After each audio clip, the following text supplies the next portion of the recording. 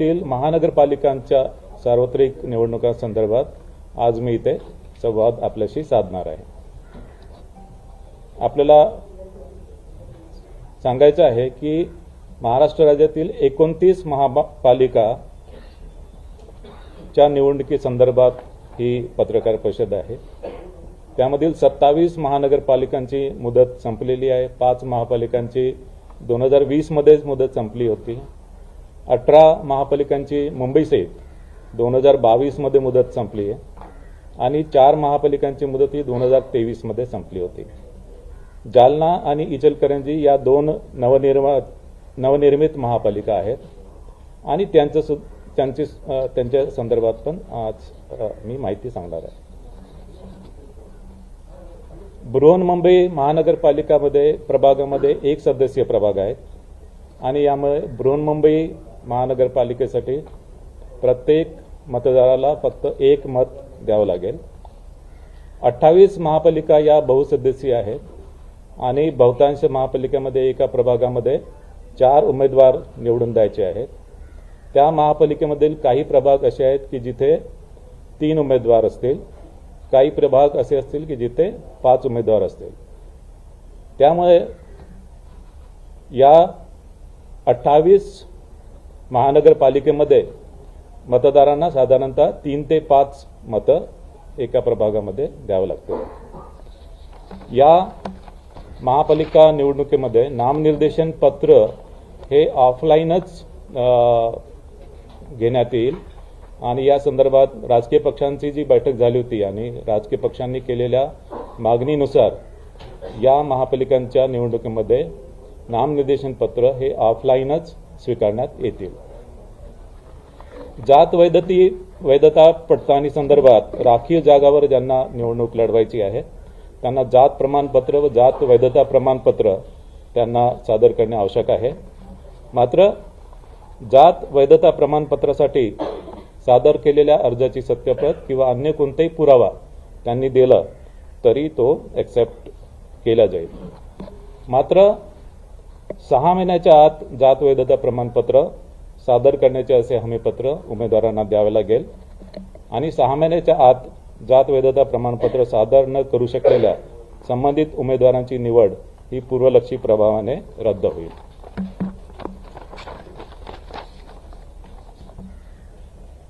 या निवडणुकीमध्ये एकूण मतदार हे 3,48,78,017 असणार आहे। त्यापैकी पुरुष मतदार 1,81,93,666 असतील, स्त्री मतदार 1,66,79,755 असतील आणि इतर मतदार 4,590 असतील। या निवडणुकीमध्ये 39,147 इतके मतदान केंद्र निश्चित करण्यात आलेले आहे। ही निवडणूक इलेक्ट्रॉनिक वोटिंग मशीनच्या माध्यमाने घेतली जाईल आणि त्यासाठी कंट्रोल युनिट 43,958 असतील, बॅलेट युनिट 87,916 असतील। बृहन्मुंबई महानगरपालिकेसाठी मतदान केंद्र एकूण 10,111 मतदान केंद्रे निश्चित करण्यात आलेली आहेत। यामध्ये बृहन्मुंबई महानगरपालिकेसाठी कंट्रोल युनिट 11,349 असतील, बॅलेट युनिट 22,698 असतील। या निवडणुकीसाठी जी मतदार यादी वापरणार आहोत त्यासाठी 1 जुलै 2025 ही अधिसूचित केलेल्या दिनांकाला असलेली मतदार यादी यासाठी वापरत आहोत आणि 1 जुलै 2025 ची मतदार यादी ही प्रभागनिहाय विभाजित करण्यात आलेली आहे आणि ही मतदार यादी ही भारत निवडणूक आयोगाकडून घेतलेली मतदार यादी असल्यामुळे या मतदार यादीमधील कुठलेही नाव डिलीट करणे किंवा कुठलेही नाव त्यामध्ये ॲड करणे याचे अधिकार राज्य निवडणूक आयोगाला नाही आहेत। मात्र चुकीने एका प्रभागामधील मतदार दुसऱ्या प्रभागामध्ये जर गेले असतील ते बदल करण्याचे अधिकार आहे।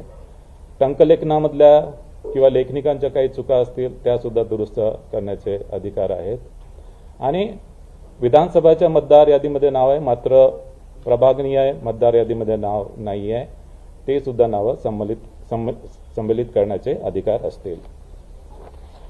या निवडणुकीसाठी मतदार यादीमधील संभाव्य दुबार मतदारांची ओळख केलेली आहे आणि संभाव्य दुबार मतदार यांच्या नावासमोर डबल स्टार असं त्यावर मार्क करण्यात आलेलं आहे आणि संभाव्य दुबार मतदारांच्या संदर्भात जी प्रक्रिया आहे की संभाव्य दुबार मतदारामध्ये महापालिका आयुक्तांच्या मार्फत संभाव्य दुबार मतदारांच्या घरी जाऊन सर्वेक्षण केलेले आहे आणि त्यामध्ये दुबार मतदारांना विचारून तो कुठल्या मतदान केंद्रावर मत देईल या संदर्भात त्याच्याकडून लिहून घेण्यात आलेलं आहे आणि त्या मतदान केंद्राच्या व्यतिरिक्त इतर कोणत्याही मतदान केंद्रावर त्याला मतदान करू दिलं जाणार नाही.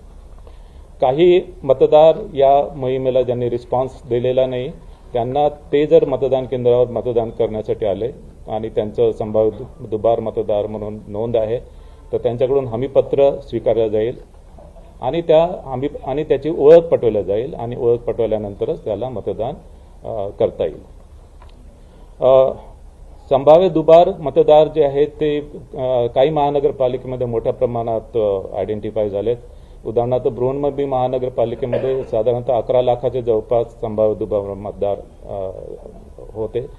मात्र बृहन्मुंबई महानगरपालिकेने यासाठी सॉफ्टवेअरचे एक टूल डेव्हलप केलं आणि त्या सॉफ्टवेअर टूलच्या माध्यमाने आणि फील्ड व्हेरिफिकेशनच्या माध्यमाने त्यांची जी संभाव्य दुबार मतदारांची यादी आहे असेसमेंटप्रमाणे फक्त 7% त्या यादीपैकी 7% फक्त ऍक्च्युअल दुबार मतदार त्यांना आढळून आले. थोड्या बहुत फरकाने इतर सुद्धा महापालिकांमध्ये अशाच प्रकारची परिस्थिती आहे. मतदारसाठी वोटर सर्चची जी फॅसिलिटी आहे ती राज्य निवडणूक आयोगाचं जे पोर्टल आहे त्या पोर्टलवर मतदारांची वोटर सर्च फॅसिलिटी उपलब्ध करण्यात आलेली आहे आणि यामध्ये मतदारांचं संपूर्ण नाव किंवा ई-पिक क्रमांक टाकून सर्च फॅसिलिटी उपलब्ध करण्यात आली आहे. याशिवाय आयोगाने मताधिकार म्हणून एक मोबाईल ॲप डेव्हलप केलेला आहे आणि या मोबाईल ॲपच्या माध्यमाने सुद्धा मतदारांना त्यांचं नाव, त्यांचं प्रभाग कुठल्या प्रभागामध्ये आहे आणि मतदान केंद्र कोणते आहे हे त्यांना या मताधिकार मोबाईल ॲपच्या माध्यमाने उपलब्ध होणार आहे. हे मोबाईल ॲप सध्या अँड्रॉइड प्लॅटफॉर्मवर अवेलेबल आहे आणि हे iOS प्लॅटफॉर्मवर सुद्धा अवेलेबल आम्ही करून देतो आहे.